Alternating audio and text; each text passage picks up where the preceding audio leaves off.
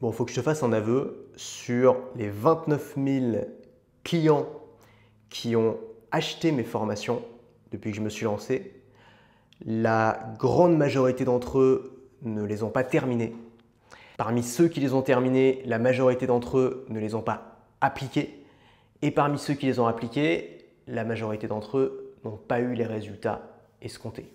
Il n'y a pas beaucoup de formateurs qui vont avouer cette vérité. Pourtant, c'est une vérité qui fait mal, qui est difficile à entendre et qui touche 100% des formateurs et des coachs que je connais.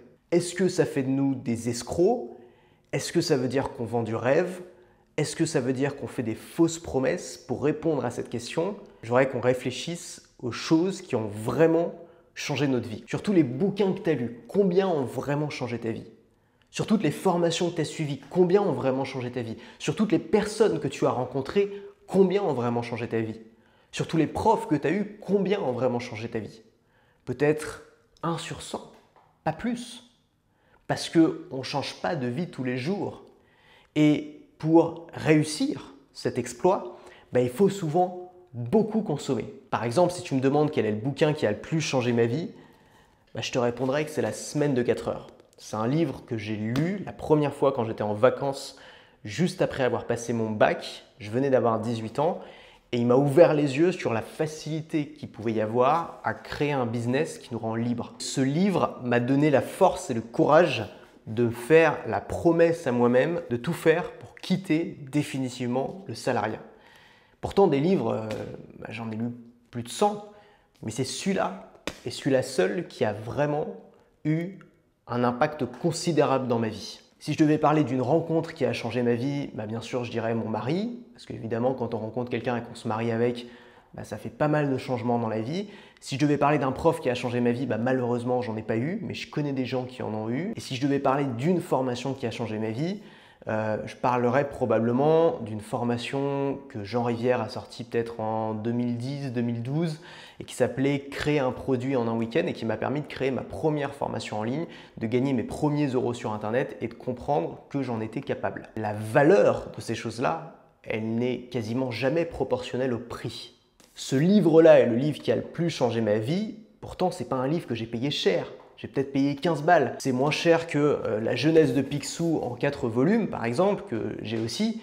Et bien que ce soit une lecture très divertissante, ça n'a pas changé ma vie. Pareil pour les formations que j'ai suivies. J'ai suivi des formations à plusieurs centaines, parfois plusieurs milliers d'euros.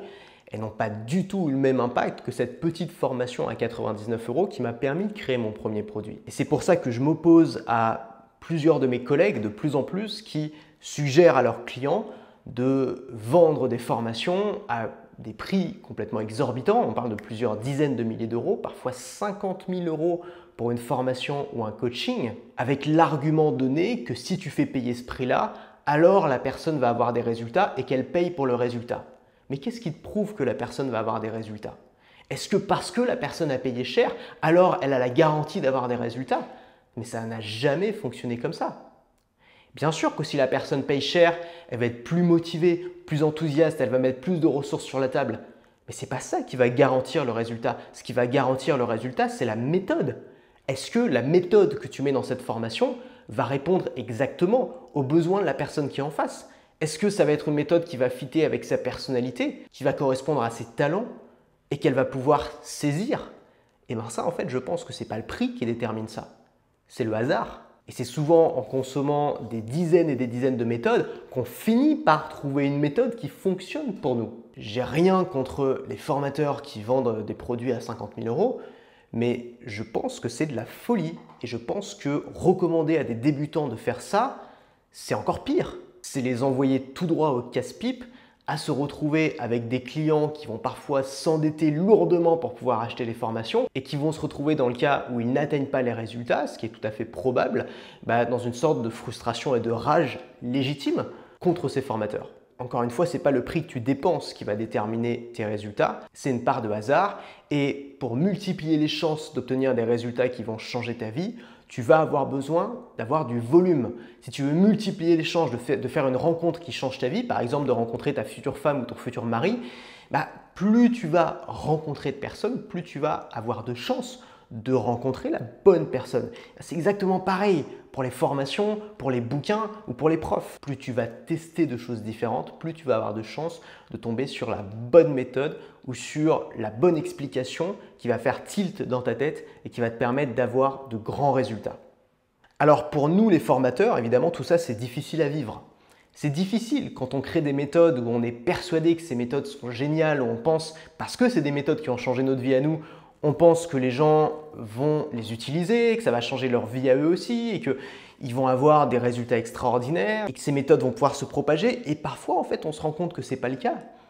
On se rend compte que la plupart des gens ne sont pas aussi intéressés que nous par ça. Nous, c'est notre vie, ces méthodes-là. C'est à ça qu'on a consacré notre existence, notre carrière. Mais les gens qui nous suivent, ce n'est pas forcément le mood dans lequel ils sont en ce moment. Ce n'est pas forcément le projet qu'ils ont envie d'accomplir. Peut-être qu'ils vont essayer et qu'ils vont se rendre compte au bout de quelques jours ou de quelques semaines que c'est simplement pas pour eux et qu'ils se sont trompés de chemin. Moi, la formation dans laquelle j'ai mis le plus d'argent, c'est l'école de commerce que j'ai fait pendant 2 ans. J'ai mis 14 000 € dedans. Alors, ce n'est pas les études les plus coûteuses du monde, mais c'est quand même une somme, surtout pour moi à l'époque. Et j'en ai rien tiré. J'en ai rien tiré que j'utilise aujourd'hui parce que je me suis rendu compte au milieu de ma formation que ce n'était pas ça que j'avais envie de faire. Que je n'avais pas envie de finir responsable marketing chez Yoplait parce que c'était à ça que me destinait l'école de commerce. Je me suis rendu compte que j'avais envie d'être entrepreneur et je m'en suis rendu compte grâce à des bouquins à 15 balles. Qu'est-ce qui se serait passé si j'avais mis 50 000, 100 000 € dans cette formation-là? Je me serais probablement senti obligé de suivre cette voie-là tout en sachant, avec cette petite voix dans ma tête, que ce n'est pas la bonne voie, que ce n'est pas ce que je dois faire. Mais plus on investit dans quelque chose, plus on se sent obligé de le continuer. Donc mieux vaut investir peu, mais investir dans suffisamment de choses pour trouver cette chose-là qui nous correspond et sur laquelle on va pouvoir investir beaucoup plus. Donc ce message, il s'adresse aux coachs et aux formateurs qui sont parfois un peu désespérés de se rendre compte que leurs élèves ne suivent pas leur méthode jusqu'au bout et que seule une petite minorité réussissent. Notre métier consiste à faire du volume. C'est normal de dépenser de l'argent dans les choses que l'on n'utilise pas. On le fait tout le temps. Je parie que tu n'as pas terminé au moins la moitié des livres qui sont dans ta bibliothèque. Est-ce que ça veut dire que les auteurs sont des escrocs sous prétexte que tu as acheté leurs livres en pensant que ça allait être utile et que finalement il t'est tombé des mains? Non, ça veut simplement dire que ce n'était pas un livre pour toi. Ça ne veut pas dire que ce n'était pas un bon livre. Ça veut peut-être aussi simplement dire que ce n'est pas le bon moment pour toi de lire ce livre. Mais peut-être que dans quelques semaines, dans quelques mois ou dans quelques années, tu vas retomber dessus et là, il va beaucoup plus te parler parce que tu seras dans une période de ta vie où ça correspond à ce dont tu as besoin. Il y a quelques années, j'ai acheté un van aménagé pour faire du camping. C'était un van Volkswagen California. Je l'ai utilisé pendant 4 mois avant de me rendre compte que c'était bien gentil, mais je préférais quand même dormir à l'hôtel et que j'étais pas fan de la conduite. Et je l'ai revendu. Bon, j'ai perdu de l'argent parce que j'ai cru que c'était pour moi. Finalement, c'était pas pour moi. C'est pas grave. Je vais pas attaquer Volkswagen en justice en disant vous m'avez vendu de la liberté et finalement c'était de la contrainte. Ils m'ont vendu ce qu'ils avaient à vendre et certains y trouveront une source de liberté et de joie immense. Simplement, je me suis rendu compte que ce n'était pas pour moi. Le truc, c'est que quand tu vends des formations 50 000 balles, tu n'as pas droit à l'erreur. Mais quand tu fais du volume, quand tu vends des formations 50, 100, 200 €, tu peux te permettre de rater la cible sur certains clients. Parce que ce qui compte, c'est les clients que tu auras aidés. C'est la minorité de clients chez qui tu vas avoir un impact phénoménal. Les gens de qui tu vas changer la vie. Et quand on est formateur en ligne, c'est très important de voir ces gens-là, de rencontrer ces gens-là, de discuter avec ces gens-là. Parce que même si ces gens-là représentent une frange infime de notre audience, c'est pour ces gens-là qu'on travaille. C'est ces gens-là qui donnent du sens à notre métier. Moi, j'ai eu l'occasion de rencontrer des gens comme ça dans mon audience qui m'ont dit « Ton travail a changé ma vie. Avant, j'étais salarié, j'étais malheureux, je ne me sentais pas moi-même dans mon existence, je ne me sentais pas libre. Et ton contenu et tes formations ont agi comme un déclic chez moi. J'ai appliqué tes méthodes et aujourd'hui, je suis entrepreneur, je vis de ma passion, je fais un métier qui a du sens pour moi, je voyage et je ne me suis jamais senti aussi libre. » Imagine comment je me sens quand ces gens-là me disent ça. Je me dis oui, bien sûr, ces gens-là sont une minorité de mon audience, mais ça valait le coup. Ça valait le coup de vendre des dizaines de formations pour qu'il y en ait une qui a cet impact-là dans la vie de quelqu'un. En dehors de la formation en ligne, il n'y a pas beaucoup de produits qui peuvent avoir ce niveau d'impact dans la vie des gens. C'est ça qui est incroyable avec notre métier. Alors il y a ceux qui vont venir te voir spontanément pour leur dire que tu as changé ta vie, mais il y a aussi tous ceux que tu ne vois pas. Il y a aussi tous ceux qui ne se manifesteront pas parce qu'ils sont plus discrets. Et il y a aussi une sorte d'escalier d'inspiration qui s'est produit puisque tu as inspiré des gens qui ont à leur tour inspiré d'autres gens avec tes conseils et tes méthodes, qui ont à leur tour inspiré d'autres gens. Et donc, il y a de fortes chances que l'impact que tu as eu grâce à tes formations, notamment si tu fais du volume, est infiniment plus grand et plus vaste que l'impression que tu peux avoir en regardant tes chiffres. Tu es un peu comme un auteur de livres qui va vendre des milliers de bouquins dont la plupart vont trôner sur une étagère et ne vont jamais être lus, mais dont certains exemplaires vont avoir un impact sur la vie des gens, sur la culture, sur la société et peut-être même sur le cours de l'humanité.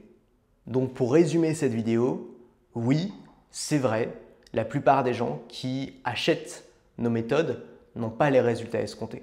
Mais ça fait partie du job. Et l'objectif, c'est d'avoir une partie de ces gens-là, les gens qu'on aura réussi à toucher, les gens qui vont être en plein cœur de la cible, pour lesquels on va avoir un impact phénoménal et qui vont justifier à eux seuls les années de travail qu'on a mis sur la table pour en arriver là. Si tu as envie d'aller plus loin avec moi, j'ai créé un kit de démarrage. C'est 7 ressources qui vont t'aider à te lancer sur le web. Il y a notamment mon petit livre « Créer son école sur Internet » que tu vas pouvoir télécharger gratuitement en PDF. Une liste de mes titres d'email qui ont le mieux cliqué, quelques idées aussi pour trouver ta thématique. Bref, c'est des ressources qui vont t'aider à te lancer, peu importe le niveau que tu as aujourd'hui, qui vont t'aider à repartir sur de bonnes bases pour créer un business simple, minimaliste et qui a le pouvoir de changer la vie des gens. Merci d'avoir suivi cette vidéo, à la prochaine et reste libre.